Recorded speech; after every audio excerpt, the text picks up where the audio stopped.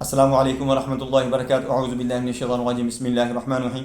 اکثر لوگ شادی کرواتے ہیں، اس کے بعد بچے اور بچی کو اتنی اویئرنیس نہیں ہوتی کہ ان کے ساتھ کیا معاملہ پیش آ رہا ہوتا ہے، اور گھر والے ادھر ادھر والے بڑے جو ہیں وہ ان کے پاس بھی کوئی ہیلتھ کا ایسا کوئی نالج نہیں ہوتا، وہ فضول قسم کے تبصرے کرنے شروع کر دیتے ہیں کہ ابھی بچہ نہیں پیدا ہوا، پریگننسی نہیں ہوئی، یہ نہیں ہوا، وہ نہیں ہوا، یہ عجیب و غریب قسم کی باتیں چلنا شروع ہو جاتی ہیں، اور اس کے بعد ان کا رخ ہوتا ہے ڈاکٹروں کی طرف۔ ڈاکٹر آگے ایسے بیٹھے ہوتے ہیں کہ جنہیں توفیق ہی نہیں ہوتی کہ سیدھی کوئی بات کریں یا کوئی ان کو ایسی گائیڈ لائن دیں جس سے ان کو پتہ چلے۔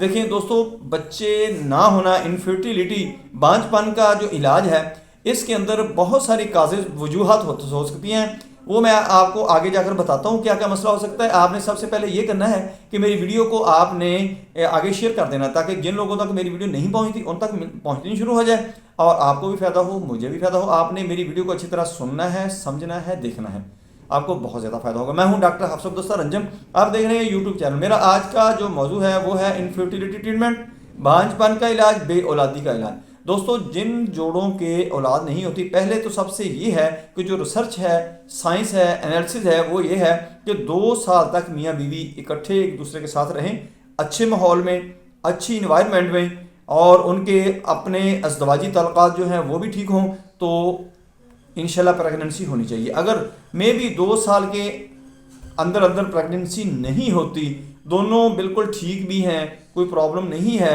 تو پھر آپ کو یہ ہونا چاہیے کہ ان کو دونوں کے ٹیسٹ کروانے چاہیے، آیا کہ میل کے اندر کوئی پرابلم ہے، یعنی بچے کے اندر کوئی مسئلہ ہے، یا فیمیل کے اندر یعنی لڑکی کے اندر کوئی پرابلم ہے۔ جس کے اندر پرابلم ہو اس کی ٹریٹمنٹ لینی چاہیے اور اس کا ہی علاج کرنا چاہیے۔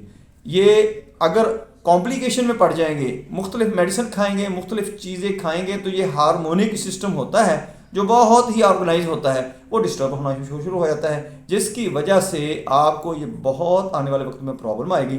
سب سے پہلے یہ آپ نے کرنا ہے کہ اپنے اندر صداقت، دیانت اور امانت لے آئیں۔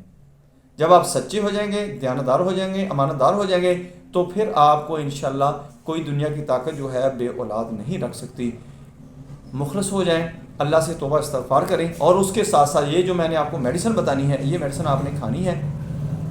مرد کے لیے یہ ہے کہ اس نے سفید موسلی، سیاہ موسلی اور اشگندھ نگوری، یہ ہم وزن لینے ہیں۔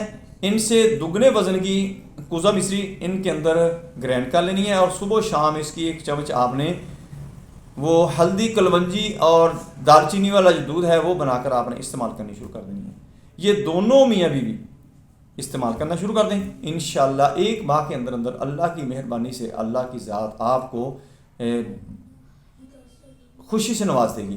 اور اس کے ساتھ اگر کوئی میل کے اندر کوئی سپرم اکاؤنٹنگ کا مسئلہ ہے وہ بھی ٹھیک ہو جائے گا۔